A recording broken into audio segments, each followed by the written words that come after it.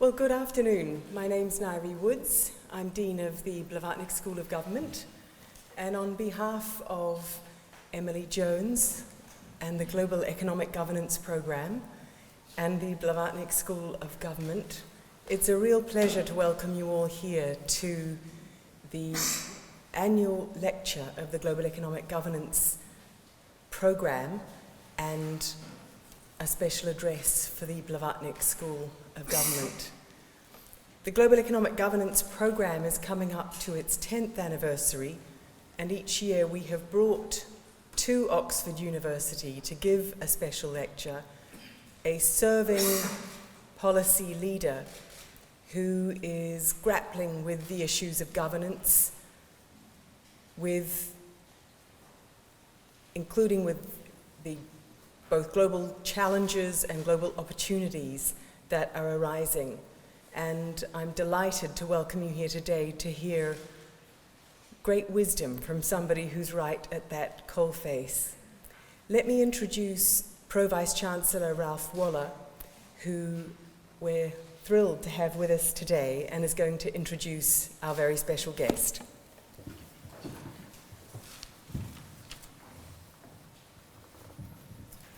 I'd like to say thank you very much, Professor Woods, for organising this and for inviting me to be part of it. For some 800 years, the University of Oxford has been welcoming scholars and leaders of nations and academics and researchers. And it gives me great pleasure this afternoon, on behalf of the Vice-Chancellor and the University, to welcome a distinguished figure who fulfills all these roles, His Excellency Dr. Budi Onana, who is Vice President of Indonesia. Having initially studied in his own country, Dr.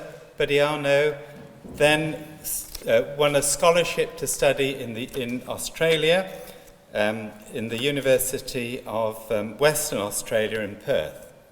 He then went to Monash University in Melbourne and studied for a master's degree in economics before doing his doctoral studies in the United States of America at the Wharton School of the University of Pennsylvania.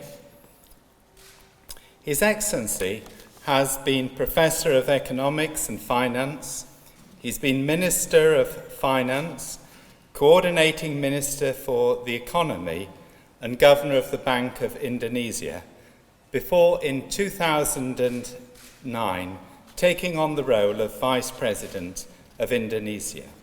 And he's credited as a person with a steady and stable hand on the tiller of the Indonesian economy. Your Excellency, we welcome you in your own right, but also as someone who is playing a very key role in the leadership of the fourth largest nation in the world, which in turn is playing an increasing role on the world stage. A country whose prosperity and stability is vital to ensuring peace and prosperity in our world in the future. Thank you for honouring us with your presence this day, and also for your address on this interesting and important subject, transforming Indonesia, the challenge of good governance and economic development. Thank you so much.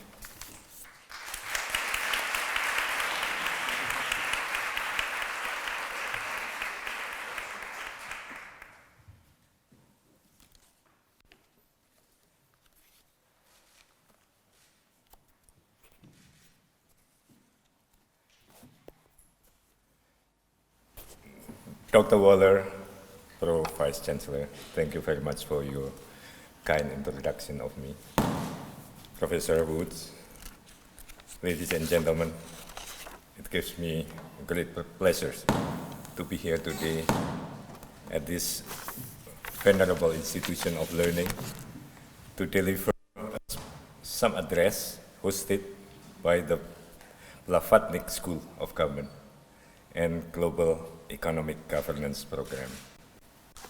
I laud the mission of the school to contribute to better government, stronger societies, and richer human communities across the world, as well as the research program on ways that global markets and institutions can better serve the needs of people in developing countries.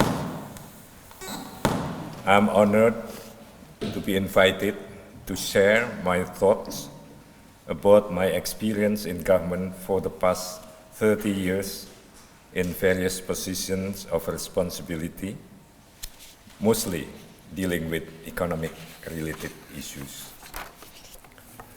However, since serving as Vice President, both my responsibility and my focus of interest have widened well beyond economic matters to encompass the domains of public policy at large. Learning from Indonesia's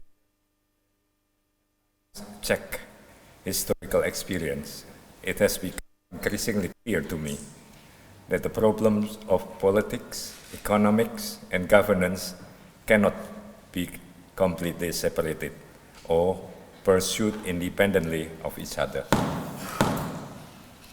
This is especially true in a fledgling democracy and a developing country like Indonesia, as we have to simultaneously strive to consolidate our participatory system of government, to sustain economic growth, and to widely distribute its fruits if we wish to take the country into the realm of the virtuous circle of development. I understand there is still an ongoing debate whether democracy is a prerequisite for good governance and economic development, with strong arguments being posed on both sides. A number of non-democratic states have shown a strong record in economic growth and governance, while in many developing countries with democratic practices have often been marked by poor governance and lackluster economic performance. For many decades, the countries that were known as miracle economies in East Asia were under authoritarian rule. Proponents of the Asian values argued that in order to prosper, Asians needed harmony, discipline, and hard work rather than democracy as is understood in the West. For quite some time in the past, Indonesia also shared and practiced this belief. We established a political system that ensured political stability that in turn we believe would provide a strong basis for an accelerated development of the country.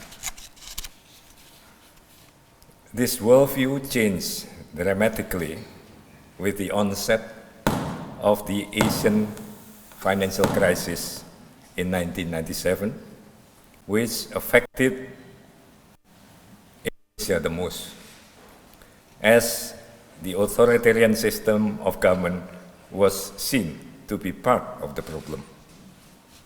Henceforth, Indonesia has been engaged in transforming its political system at all levels of governments to become much more democratic, decentralized, and publicly accountable. Today, I would like to share with you a brief story of Indonesia's often tumultuous journey to become what it is now. Indonesia is now recognized as the world's third largest democracy and a dynamic economy, with a place in the G20. It is also the world's largest Muslim nation, with a predominantly moderate outlook. Managing Indonesia is clearly a challenge given its size and diversity, with over 240 million population living in the world's largest archipelago, around 17,000 islands, comprising more than 1,100 ethnic groups, 442 languages, practicing 5 major religions, and a host of other local beliefs. Indonesian modern history has seen 3 forceful regime changes since its independence in 1945. Soon after the independence war ended, Indonesia adopted in 1950 parliamentary democracy, which effectively only lasted for 7 years. Liberal democracy then was marked by fractious politics and political instability due to the rapid rise and fall of the cabinets, which in turn worsened the already poor economic conditions and triggered regional rebellions. Indonesia's first democratic experiment failed ignominiously, paving the way for the 4 decades of authoritarian rule. President Sukarno, the first president, abolished parliamentary democracy and introduced the guided democracy with a much stronger presidential system. But this experiment too did not work well. Frenetic politicking and a series of policy missteps during this period caused deepening social-political cleavages, a further deterioration of the economic conditions, with inflation reaching 600%. Eventually, in 1966, President Sukarno was forced to step aside amidst the worst political crisis that Indonesia has seen, with a great number of people killed in the process. The military-dominated New Order regime under President Suharto, the second president, brought political stability and rapid economic development, which lasted for 3 decades.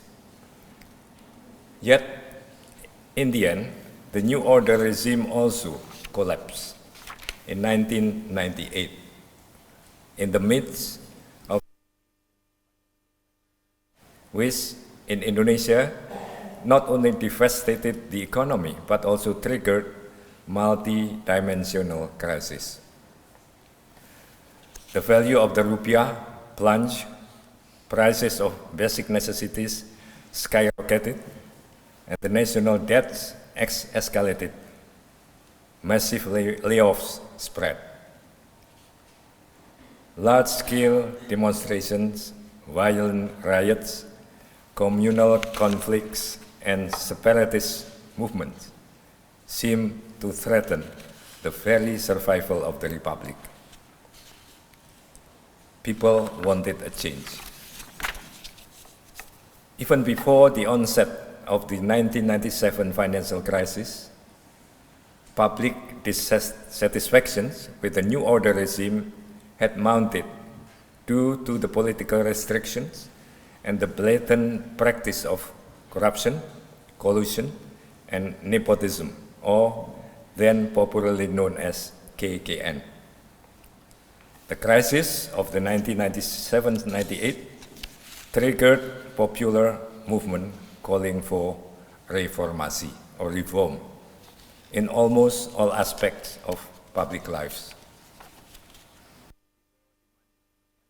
Of the military's dual function and the full implementation of the people's civil and political rights. President Suharto was forced to resign in 1998, and since then, Indonesia has embarked on a to become democracy. If history is any guide, every transition is always risky. It appears that each country has its own path, that the winds of change in Eastern Europe that ended communist rule led to the breakup of the Soviet Union and Yugoslavia, which triggered a period of bloody ethnic conflicts. The Arab Spring set off movements demanding change in North Africa and the Middle East. But recent events have the early optimism for smooth and orderly democratic changes there. Notwithstanding the difficulties that we in Indonesia then faced, Indonesia's transition from authoritarian rule to democracy in 1998 was relatively smooth and peaceful. It seems that somehow Indonesians have learned valuable lessons, both from their own history and from the experience of others. No one wanted a repeat of the 1965-66 tragedy.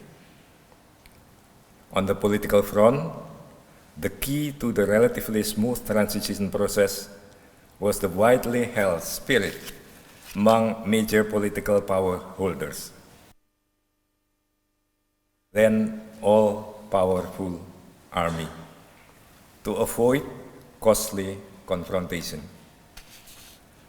The army was willing to give up its privileged dual-function role and supported the political process toward democratization. Political leaders, including the newly emboldened Islamic forces, shared a commitment toward national unity by reiterating the inviolable position of Pancasila as the state ideology. Pancasila was adopted as the uniting national ideology at the time of Indonesia's independence as a compromise between different ideologies, particularly between Islam and secularism. Despite the great proliferation of new political parties, each with its own political outlook and agenda, to get the reformasi agenda moving forward. Here, civil society also played a critical role, including the organizations, Muhammadiyah and Nahdlatul, both as pressure groups and as a moderating influence between the contending political interests. The key word in Indonesia's transition was reformasi, or reform, rather than revolution.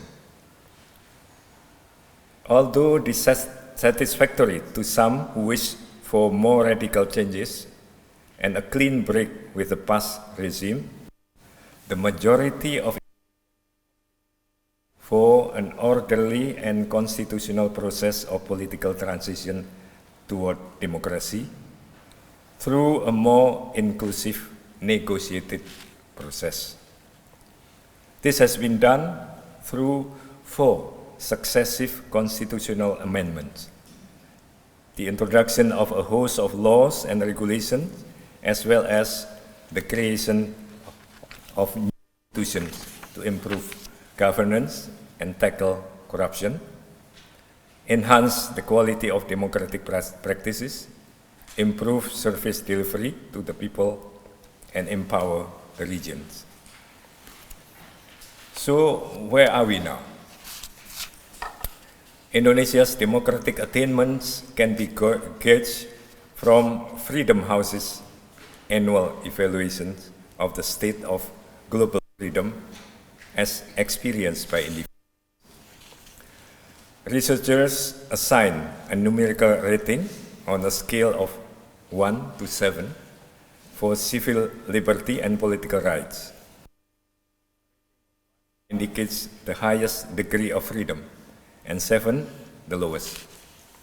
In 1998, Freedom House categorized Indonesia as partly free country and assigned of 5.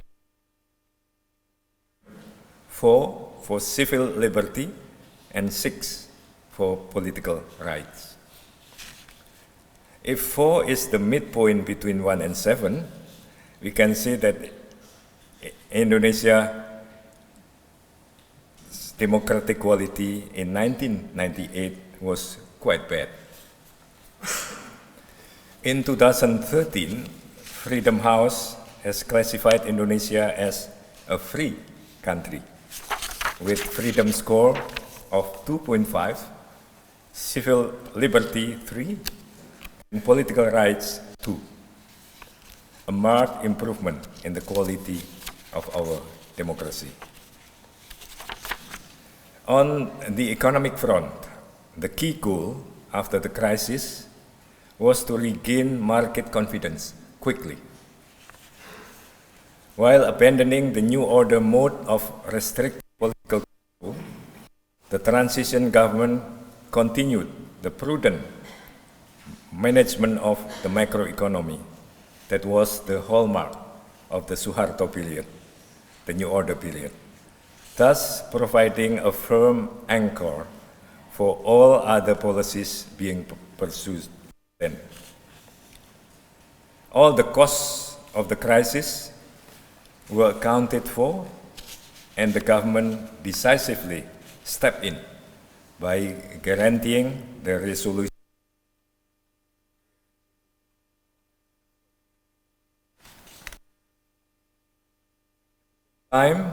The crisis also forced Indonesia to undertake long overdue reforms that had been avoided during the good time. Reforms were launched to liberalize trade, to strengthen the foundations of good governance in the financial and public sectors, including making the central bank independent of government. To help the poor maintain their consumption level at the pre-crisis level, the government launched an extended social safety net program consisting of food, education, and health support. A combination of these policies succeeded in minimizing the worst effect of the crisis, and in the following year, in 1999, virtually all indicators that matter to the ordinary people and to market players had been stabilized.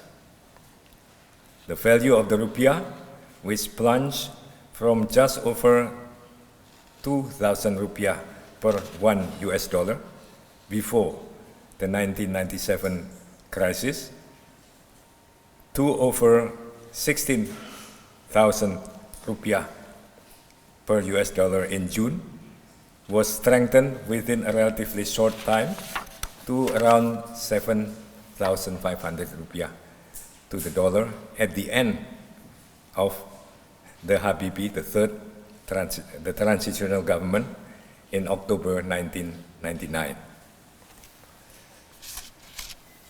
The cost of stabilizing the Indonesian banking sector alone reached 643 trillion rupiah, or equivalent to 50% of our GDP, which pushed the government debt to over 96% of GDP in the year of 2000.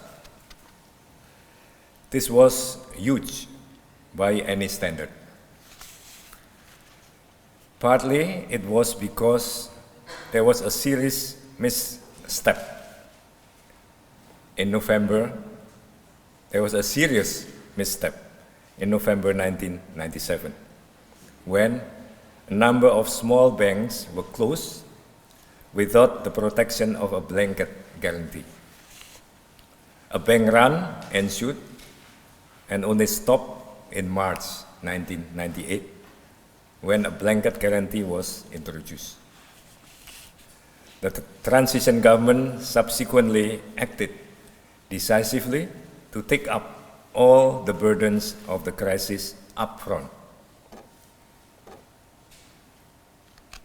They decided to bite the bullet, thus leveling the way for subsequent governments to steer the economy on its path of sustained recovery. Since that time, steady progress had occurred.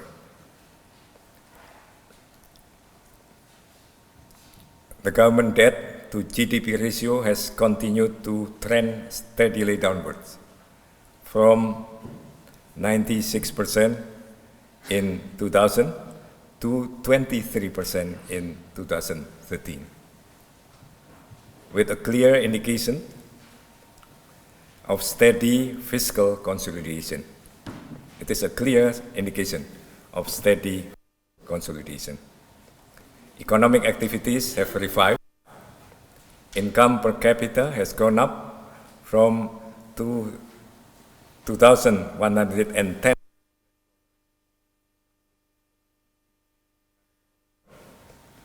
in 1998 to 4,810 US dollar in 2013, showing a robust increase in the people. Poverty has also decreased from 49.5 million people, or 24% of the population, to 28.6 million, or 11.7% of the population. The decline in poverty is also the measures, such as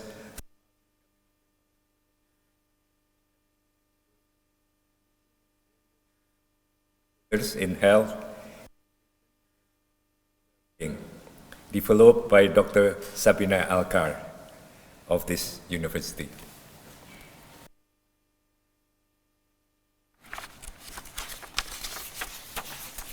"15 years have passed since the crisis, and we have now come a long way. But we know that it is no time for complacency. Many have argued that Indonesia's democracy is still at the procedural level and falls short of substantive. Transactional politics and corruption have continued, seemingly unabated, distorting policies and eroding trust. At this stage of reformasi, the issue of governance has become of critical importance. Improving the governance of our institutions is the main avenue forward. Standards of governance must be raised, not only for the political institutions, but also for other institutions, both public and private, such as by ensuring the integrity of the judiciary and law enforcement agencies, reforming the bureaucracy, creating transparency in government policy making, rebuilding public trust in politicians and political parties, as well as implementing good corporate governance. One all-encompassing program to improve governance is our anti-corruption drive. Eradicating corruption is now at the very top of our national agenda. Opinion surveys have consistently shown that corruptions have been viewed by the public as the #1 enemy of the society. Since 2002, no less than 360 persons, ranging from parliament members, police officials, bureaucrats, bankers, governors, judges, mayors, and businessmen have been put in jail by the Corruption Eradication Commission, KPK, with many more high-profile scandals still under investigation. My sense is that now anti-corruption mindset is beginning to spread steadily across the public institutions. I will say a bit more on the reform of the bureaucracy later on. However, it is clear that much remains to be done. In Corruption Perception Index 2012, Indonesia was ranked 118 of 176 countries, worse than the previous year, which we had the rank of 100.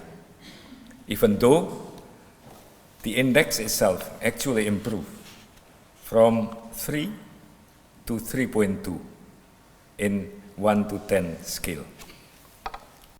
The same trend also appeared in the Global Competitiveness Index 2012 and 2013 that reported some improvement in the ethics and corruption category, in which Indonesia has jumped from 135th in 2010 to 87th in this year.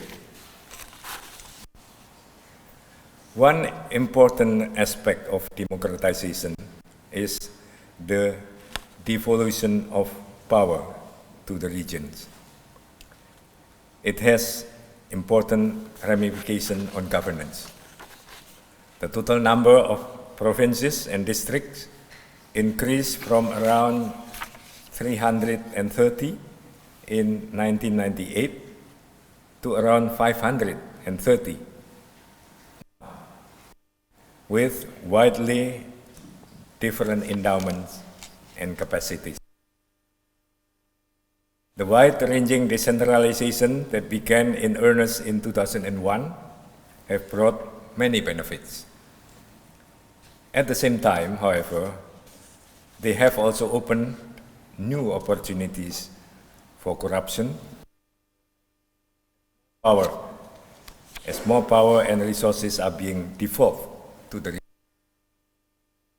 numbers of regional leaders being indicted for corruption has strengthened our conviction that eradicating corruption remains the country's first priority.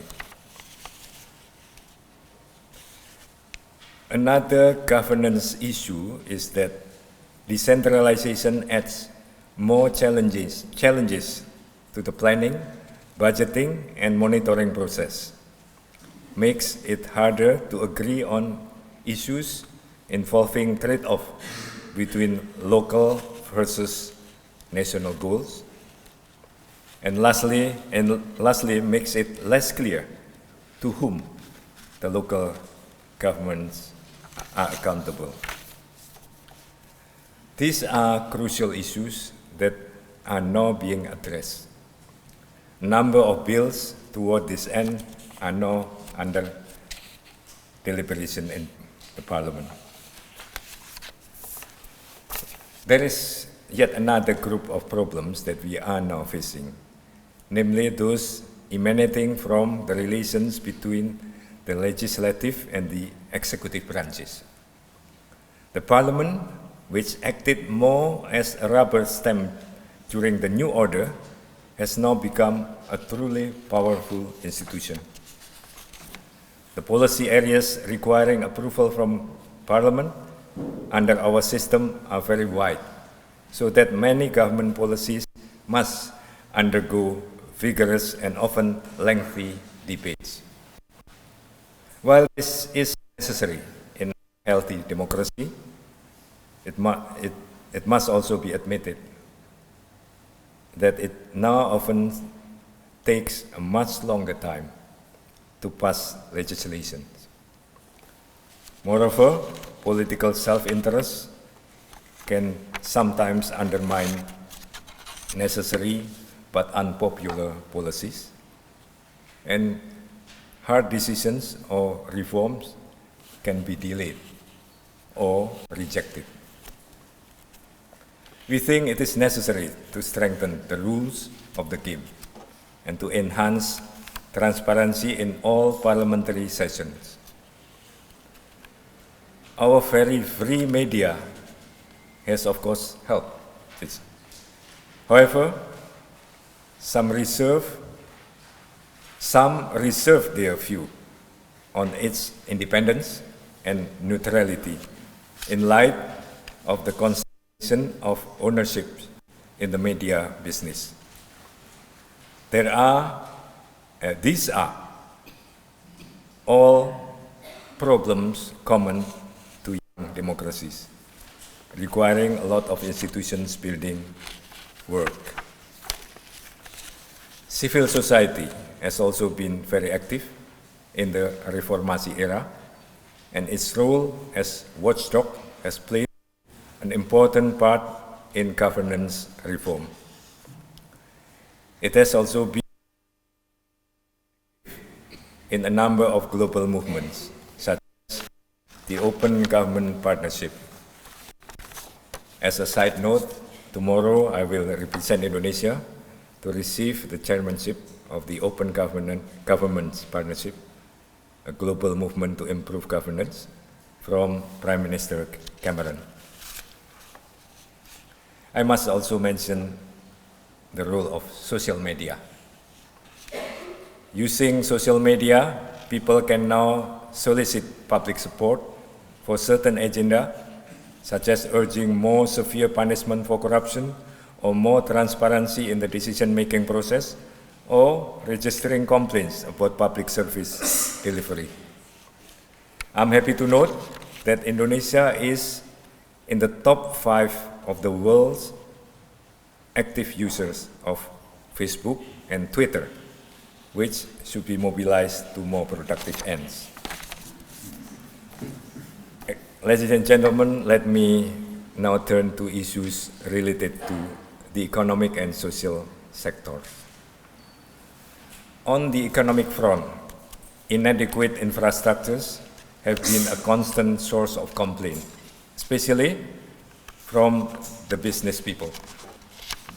The Global Competitiveness Index report states that inadequate infrastructures considered as largely underdeveloped have remained the most serious constraint to the Indonesian economy. In the last Global Competitiveness Index report, though, Indonesia's ranking jumped 12 places to 38, with an index of 4.53 after declining for 3 years in a row. This is mostly due to some improvements in the infrastructures that accounted for 40% of the total survey, rising sharply from 61st to 78th, as we saw the upgrades of roads, ports, water facilities, and power. The key is, of course, more investment infrastructures. According to the World Bank study in 2013, Indonesia's current infrastructure investment levels of 3% of GDP are still below the pre-Asian crisis levels of 4%.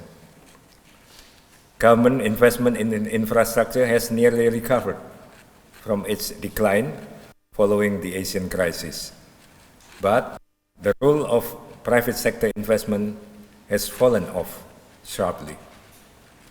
I found that the problem in infrastructure development is not merely about money, but even more often it is about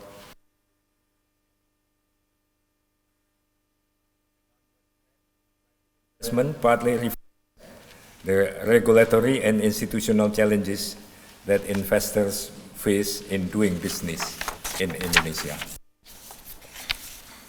We are currently seriously looking at these problems, and policy packages are being prepared. In the coming 1 to 2 years, several infrastructure projects such as ports, railroads, airports, power will be completed. They will alleviate the problem, but will not be able to keep pace with the projected demands. We have stepped up our efforts to mobilize the capacities of the state enterprises and the private sector more effectively. Physical infrastructures are clearly very important, but perhaps is improving the business environment and the quality of public services, all of which directly hinge on our programs to reform the bureaucracy. Good policy is useless without its effective implementation. The economist William Easterly, in his book, The White Man's Burden, blamed bureaucracy as the reason behind the ineffectiveness of foreign aid in assisting developing countries by arguing that the rich have markets, the poor have bureaucrats. Developing countries are characterized, among many, by the significant prevalence of market failures, which lead to the calls for government intervention. Yet, one of the endemic problems faced by developing countries is corruption by public officials. Systemic corruption in the bureaucracy deters people with talents and integrity from entering, and thus further reduces the ability of the bureaucracy to perform effectively. So, the poor in developing countries is often trapped in inconvenient choices between market failures versus corruption, or market failures versus bad government services. We agree with Easterly's view. An overhaul of our bureaucracy is vital for the continuation of our progress in the coming years. It is a medium-term to long-term endeavor, we know. And in fact, bureaucratic reform must be a continuing one, as government bureaucracy needs to continually reinvent itself in line with the society's ever-exacting demand. The present government has drawn up a blueprint for the reform of bureaucracy covering period up to 2025.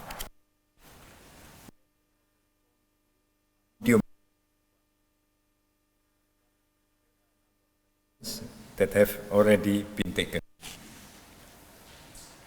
One important initiative that I wish is the launching of a which has enhanced transparency, improved the quality of the recruits, and saved money. We have also taken actions to improve the ease of doing business, some of them being initiative taken by the regional government. I should mention also, currently there are two important bills being discussed in the Parliament related to bureaucratic reforms. Ladies and gentlemen, as we already know, growth is necessary, but not sufficient condition for development. Economic growth must be supplemented with social protection and social promotion policies for the poor and the vulnerable. Inclusiveness of development is critical to the creation of a large middle class and the maintenance of a strong social cohesion, both necessary for consolidating democracy. Together with bureaucratic reform and corruption eradication, poverty reduction has been on the highest priority list of the current administration. To ensure inclusive growth, institutions related to anti-poverty program have been strengthened. The National Team for Acceleration of Poverty Reduction was established. The team operates under my direction with its objectives to strengthen coordination of poverty reduction strategy and to improve the effectiveness of all government social protection programs. The key challenge in social protection programs is the existence of inclusion and exclusion errors that calls for a high-quality census, sound targeting methods, and an effective program delivery. Now, the government has succeeded in compiling a relatively reliable database on the poorest 40% of Indonesian households, by name, by address, which is equivalent to 24.7 million households, or 96.4 million people. Using the database, the government has distributed cards to the poorest 25% of households so that they may claim benefits such as conditional and unconditional cash transfers, scholarships, and various other social protection programs. By doing so, such programs are now better aligned. Next January, in January next year, a national health insurance system will be launched, offering a minimum package of health services for every Indonesian, with the government fully paying the premiums for the poor. It has been predicted that the demands for health services will go up and put pressures on the public hospital system. The government is undertaking a number of actions to enhance the supply side. Given the limited government resources, we are providing incentives to the private sector to take greater part in providing the services. Ladies and gentlemen, I have now come to the last but extremely important issue that deserves remark, namely education. In the medium term, the scarcity of skilled manpower and the quality of our labor force will become the most critical constraint to our economic growth.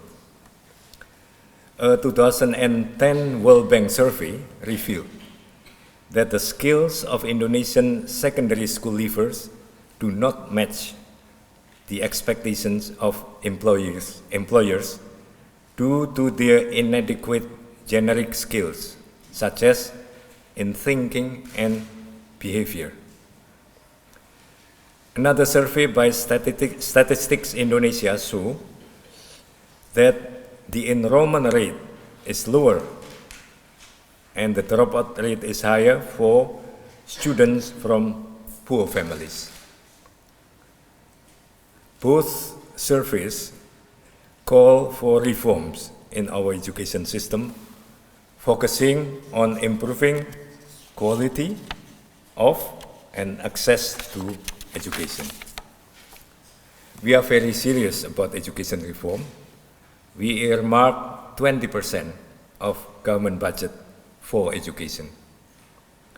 By 2013, a number of policies have been taken, ranging from improving teachers' salaries and implementing teacher certification program to introducing new school curricula, providing subsidies for all registered schools in the country,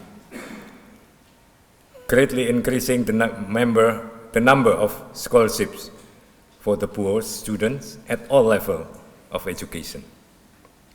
The geography of our country has also prompted us to consider the expanded application of online learning system. Education sector has plenty of rooms for new initiatives. Ladies and gentlemen, let me now just recapitulate the main points of my story. Indonesian modern history has seen 3 regime changes. Parliamentary democracy to the guided democracy in the late 1950s, from the old order to the new order in the mid-1960s, and from the new order to the reformasi order in 1998. The most disruptive and socially costly was the mid-1960s change from the old order.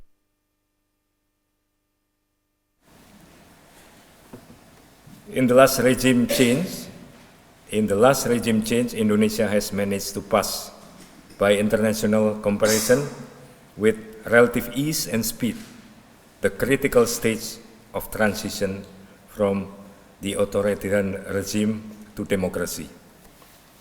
Remarkably, it all occurred amid a very difficult period following an economic meltdown triggered by the Asian financial crisis.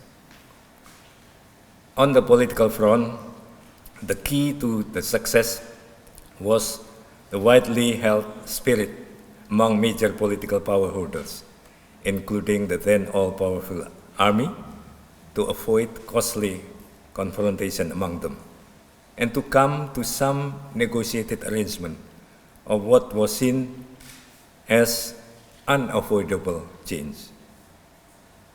Winners did not take all. On the economic front, economic policies taken then succeeded in limiting the worst effects of the crisis within just 1 year, in 1998. In the following year, virtually all indicators that matter to ordinary people and market players had stabilized.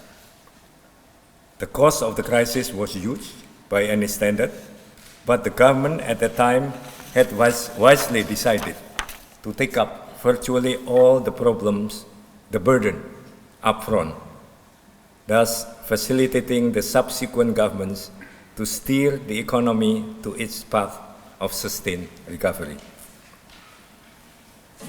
But now, Indonesia is facing new, not less challenging agenda. That is to consolidate its democracy and to reform and upgrade its economy.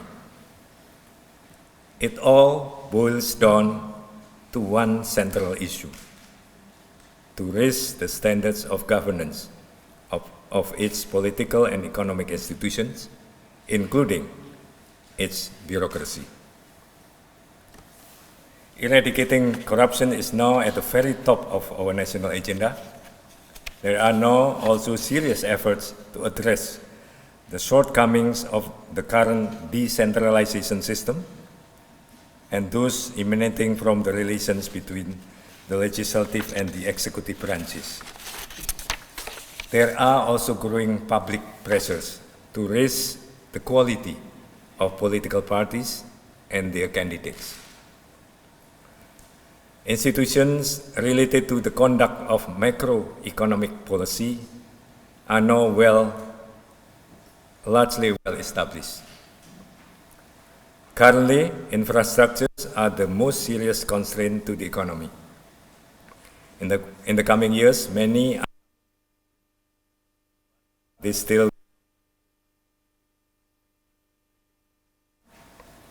efforts have been stepped up recently to better mobilize the capacities of state enterprises and the private sector.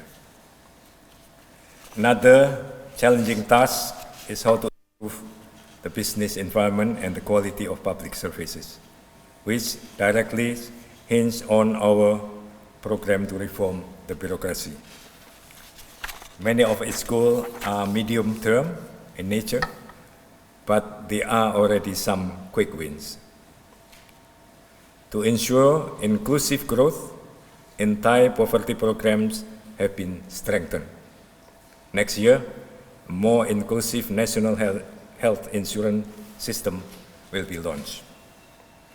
In the medium term, the scarcity of skilled manpower and the quality of our labor force will become an important binding constraint to our growth. To anticipate this, we have started to launch a number of reforms in our education system. Ladies and gentlemen, that is my story. I do hope it could update your information on what is happening and what thinking is currently evolving in Indonesia. Thank you for listening.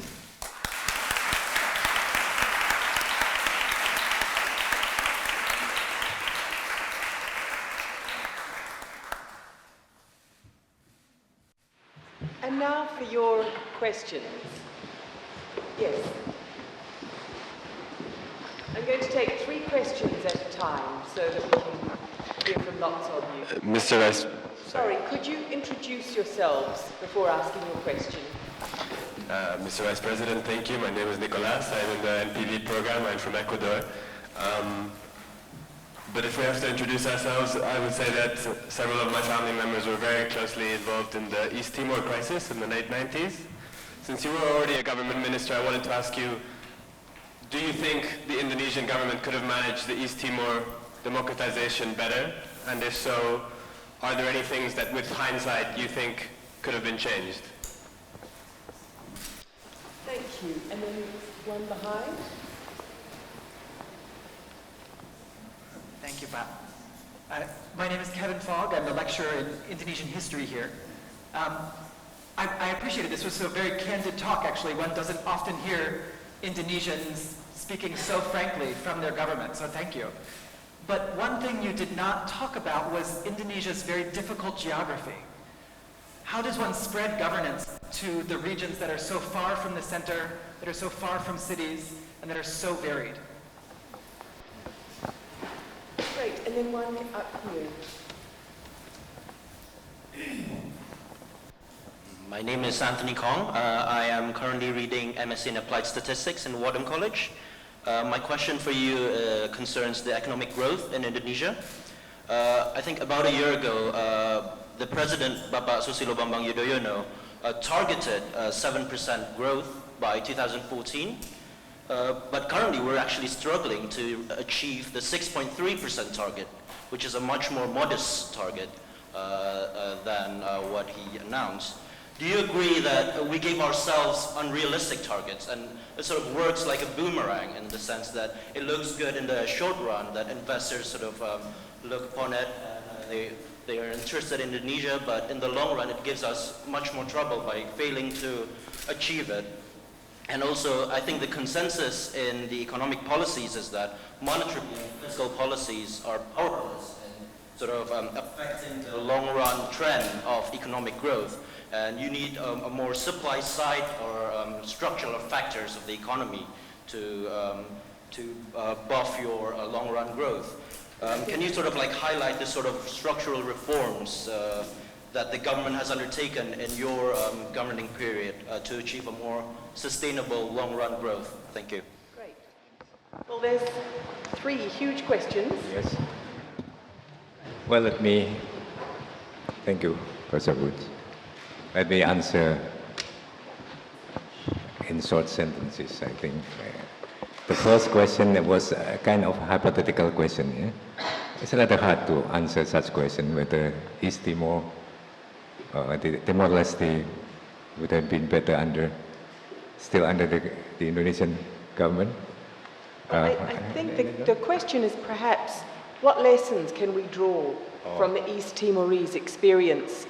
If you had to do it all over again, would that we could do things all over again, which we can't, but are there things that we've learned or you've learned from that experience that suggest, a different path for other parts? For East Timor? Well, I would hesitate to answer that kind of question because I think East Timorese should know better than I, because but I think the lessons can be learned from many sources, Indonesia and other countries, for about what to do and what not to do. So I just stop there. I don't want to go into something that I don't really understand, but the detail of the process of transition in Timor-Leste.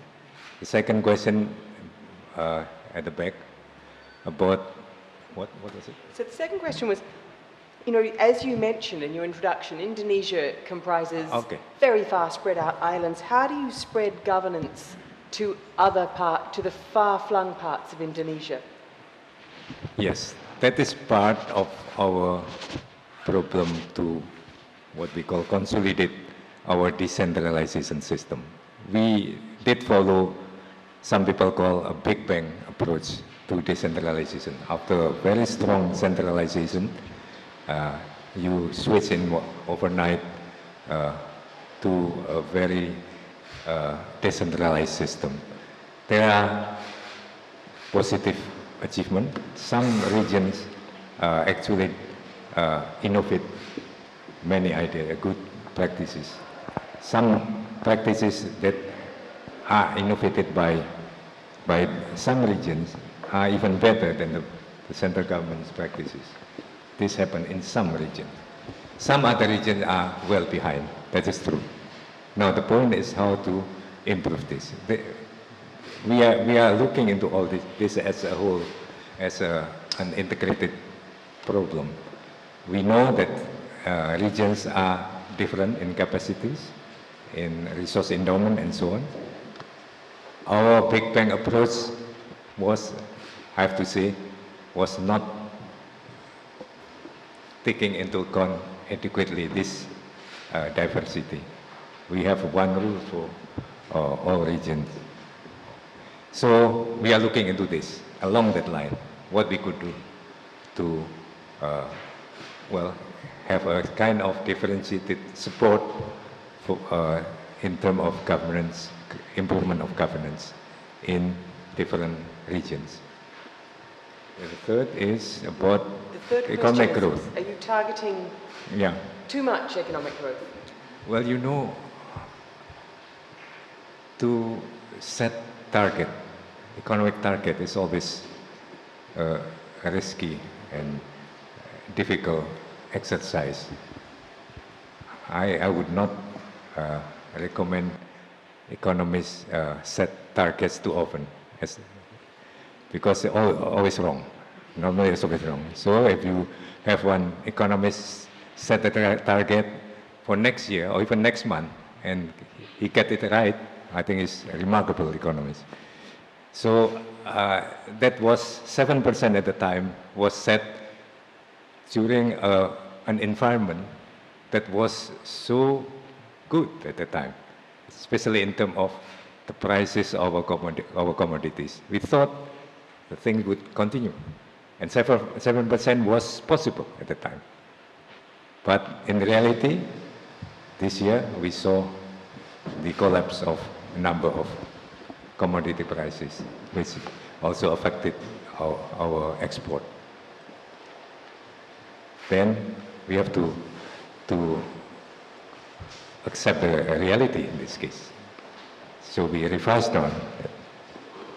So revision of target, in my view, is quite normal in economic policy, as long as you do not set the target without any basis. But if you have basis and you can explain why you change your target, I think the market will still believe you. So in my view, it is best to incorporate the new facts quickly, rather than waiting until things get worse. So I am of the opinion that if you see new developments that will change your target, just do it quickly. That's what we did. And now we are struggling, you are right. We are struggling even to reach 6% this year. could be below 6%. Thank you. Right, from this side of the room. Can we start at the back? Yep, that person, yep. Thank you very much, Your Excellency. I really enjoyed your lecture. I'm Harry Verhoeven, a postdoctoral fellow at the Department of Politics and International Relations here. My question concerns climate change and the environment, something you didn't speak very much about. Now, Indonesia is one of the biggest contributors to human-induced climate change due to deforestation.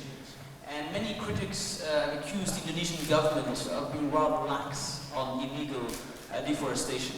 And I was wondering what your government was proposing to do to address these criticisms and to make a contribution to countering and mitigating human-induced climate change. Thank you. Good. And then up here, a question?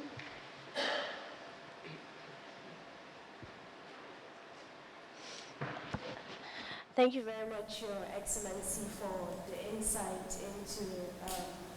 Do introduce yourself. Okay. My name is Zaina Osman. I'm a DPhil candidate in international development. I'm particularly interested in the anti-corruption reforms Indonesia has embarked on.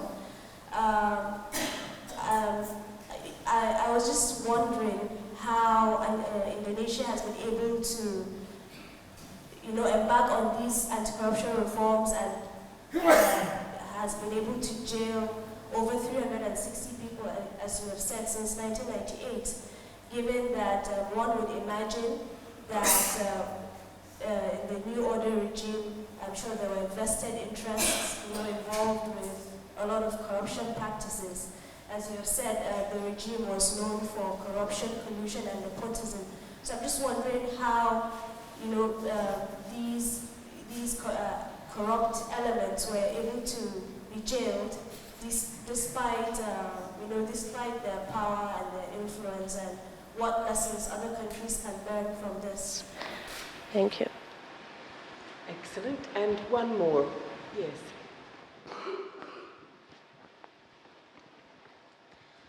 Thank you. My name is Joe Teal. I'm a student in the Masters of Public Policy program.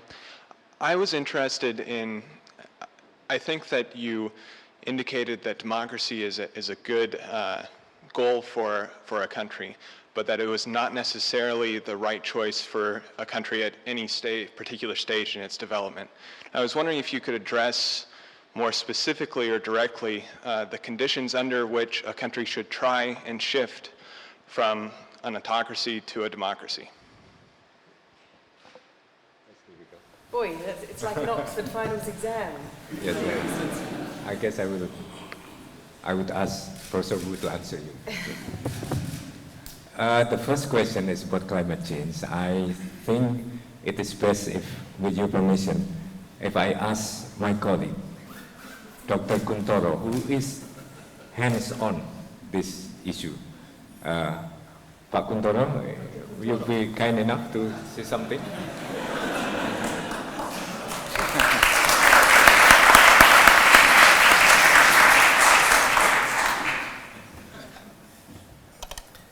With the permission of the main speaker and also the moderator of this lecture, I try my best to respond to the question raised on the climate change.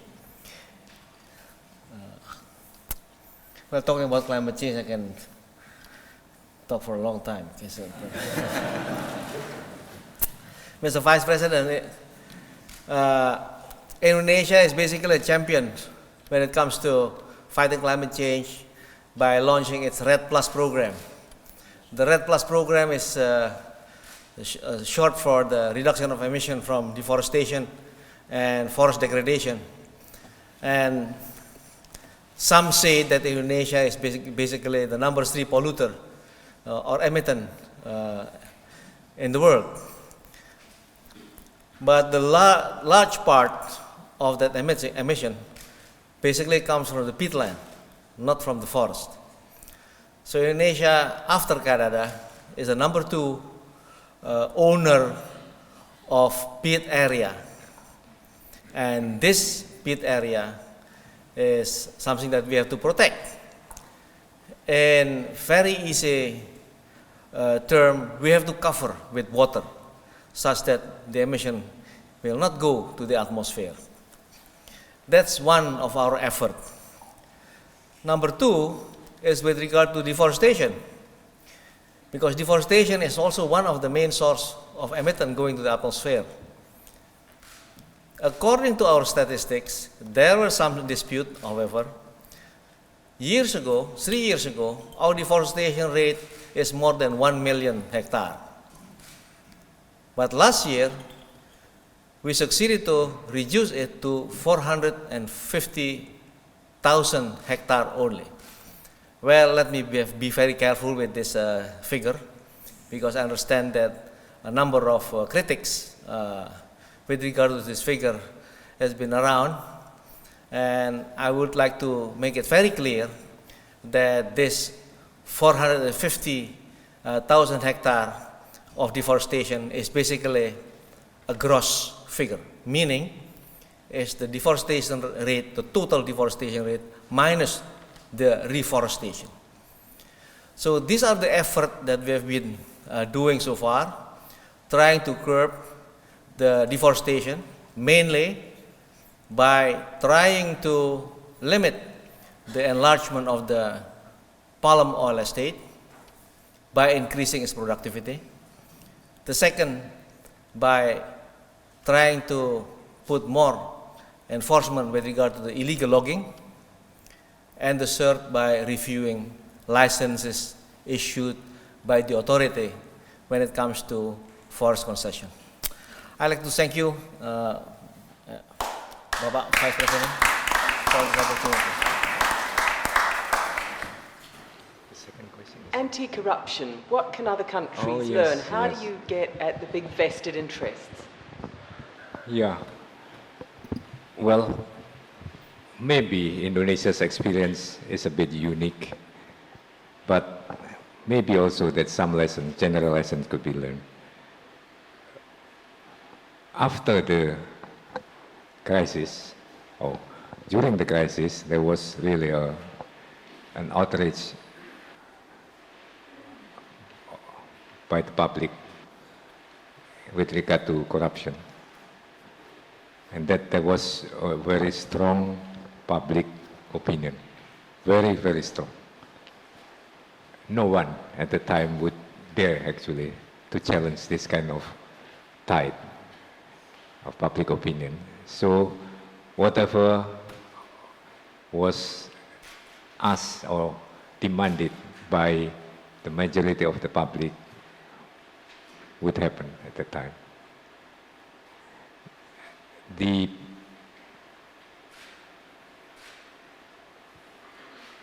power of the groups that supported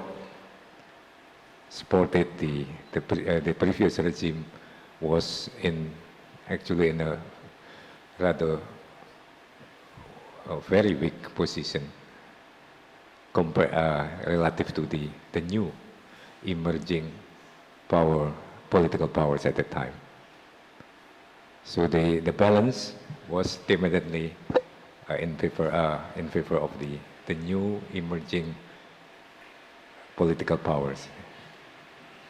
So the public opinion very strong, and the new political groups that were also on balance was much stronger than the old groups, led to a situation where, a situation where the legislation of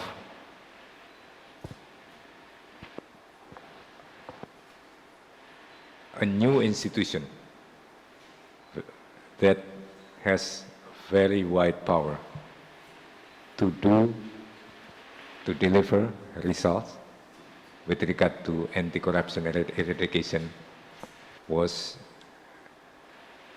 very quickly approved by the parliament. That's the legal basis. If you study the law, the power is so great, really. So sometimes people wonder whether you need some checks also at the outset. But at the time, the public opinion is such that They demanded a very, very powerful institution. And that was established in 2002. And those who were in charge of this new institution were also subjected, the selection was subjected to very, very wide public,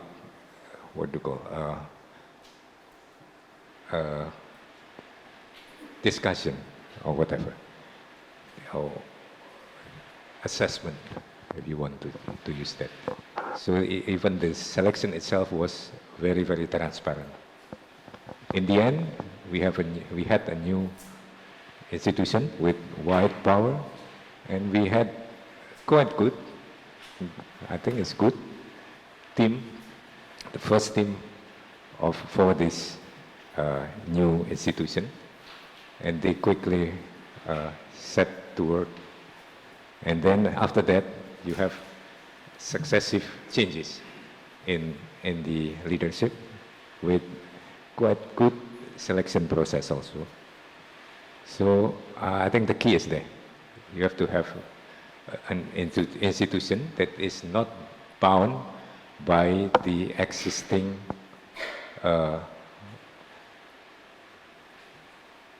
legal processes that prove to be slow in dealing with corruption cases. That's what I can say. Anything? Thank you. And the last question, which you were pushing my way, but yes. I think I have to push back, or I'm going to offer you an alternative question. Okay. Was about the conditions for democracy. Yes, you are right. That the story of Indonesia that I told to the forum was you could be interpreted that way.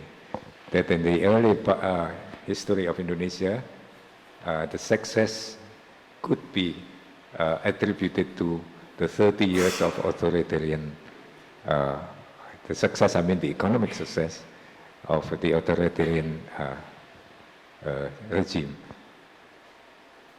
That could be, but if you look a few years before, there was also another authoritarian regime which failed in economic terms. The key here is the difference between the two authoritarian regimes is one. In the later authoritarian regime, there was a very solid, what we call in Indonesia, technocrats, economic professionals who work with the umbrella of the authoritarian government, work for using rational economic policies, applying rational economic policy. It happened in Indonesia in the second part of the authoritarian regime. So I cannot generalize that. If you have an authoritarian regime with also a group of technocrats, capable technocrats, who work for the country, not for the dictator or something, then that is a good thing. But if not, well, there's a choice to start democracy early on. But at one stage, democracy has to be, has to be instituted, because the success of the new order to lift up the economic status of average Indonesian led to a new demand for democracy. That was in 1998. I wonder, Your Excellency, if I could ask you a question, which is about, Indonesia, both through authoritarian government and through democracy, has had many different relationships with the international community and with international organizations, sometimes good, sometimes not. You've been right at the helm of Indonesia during its 15-year democracy, and you're right to remind us this is a young democracy trying to chart its way, but with an amazing backbone of technocrats to guide it. And I just wondered where, when you reflect, where is it that international pressures help you in reforming, and where do they get in the way? I mean, you know, there were protesters outside the lecture today who are concerned about Papua, and they would point to the United Nations Human Rights Commissioner calling on Indonesia to let foreign correspondents into Papua to report, and for the human rights special rapporteurs to go into Papua and report. And I wondered if you wanted to comment on that, or more generally on where is it that international pressures, international transparency can help a young democracy take its reforms forward, and where does it simply get in the way, and why?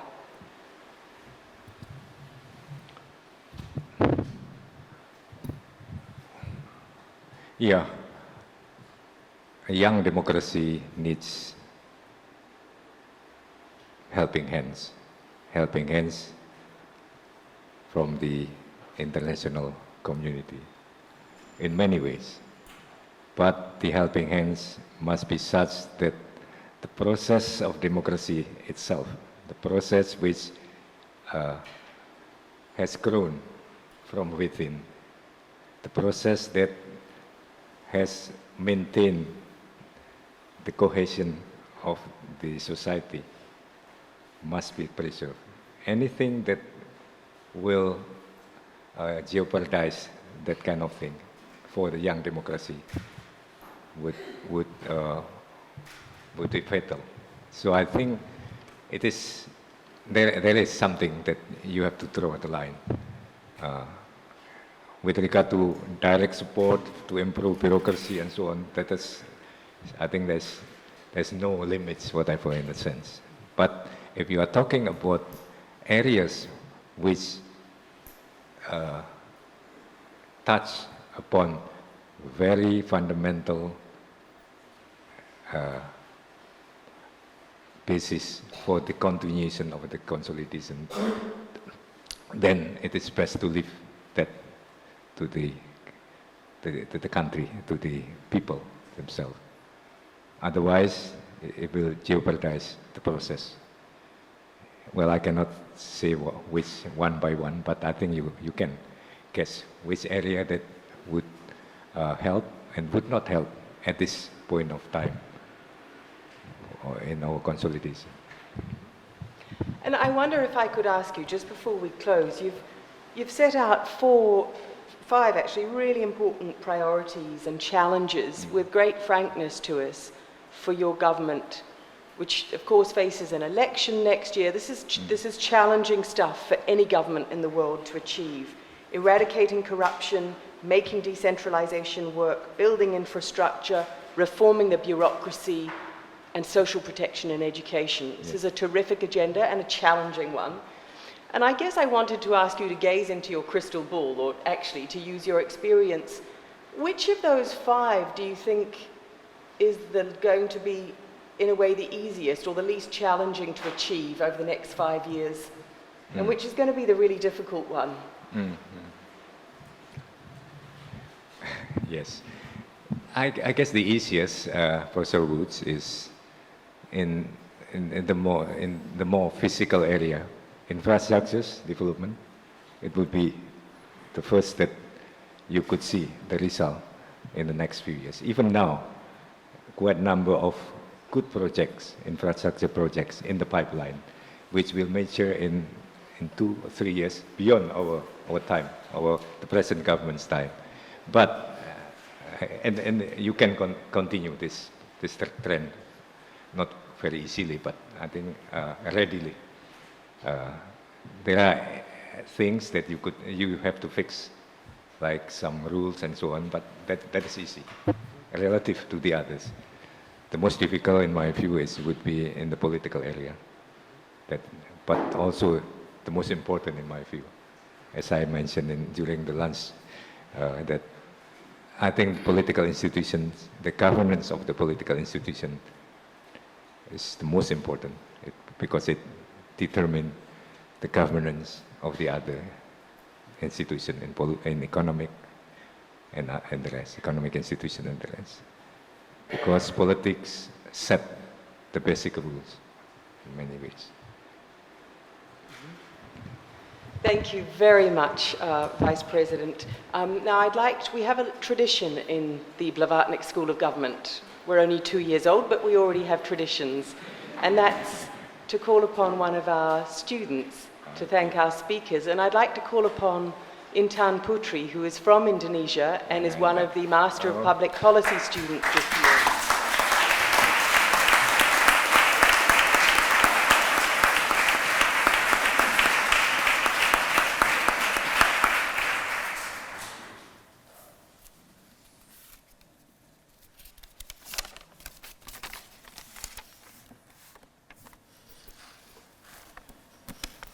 Your Excellency, Dr. Budiono, the Vice President of the Republic of Indonesia, the Honorable Pro Vice Chancellor, the Honorable Dean of the Blavatnik School of Government, ladies and gentlemen, good afternoon. My name is Intan Putri and I am from Indonesia. I am a student of the Blavatnik School of Government. On behalf of the students of the Blavatnik School of Government and the audience, I would like to express our sincere gratitude to His Excellency for such a comprehensive and inspiring lecture on the great efforts of the Indonesian government in building good governance and promoting further economic development. Your deep insights into these issues and your extensive experience in policy making engage not only myself, but I'm sure everyone in the audience, and I'm very proud to be here. As an Indonesian, I am very much aware of the great challenges currently facing the country as it seeks to ensure an accountable and democratic governance, as well as a resilient and growing economy. As mentioned earlier, these challenges are increasing the standards of governance of public and private institutions, the conflict between regional and national goals, inadequate infrastructures, the lack of quality in public service, and poverty. However, I have to say the Indonesian government is already on the right track in resolving these challenges by putting forward several strategic policies in the past decade or so. These important policies are anti-corruption programs, infrastructure development, bureaucracy reform, and social protection programs. Therefore, I believe with right policy implementation, in addition to careful planning and under effective leadership, these major national objectives can be achieved successfully. Your Excellency, once again, please allow me, on behalf of the students and the audience, to convey our full appreciation to you for taking the time out of your busy schedule to visit and speak to us today. So, thank you, Your Excellency, Dr. Budiono, or as we would say it in the Indonesian language, terima kasih, Bapak Budiono. Okay.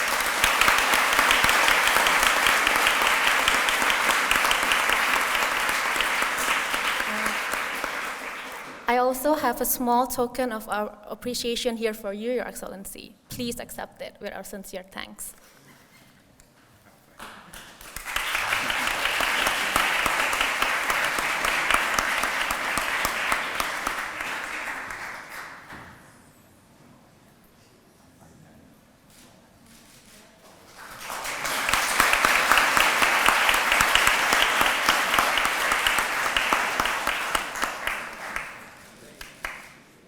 And just finally, before we retreat, could I ask you all to stay in your seats while the Vice President and the Pro-Vice Chancellor and I exit the hall?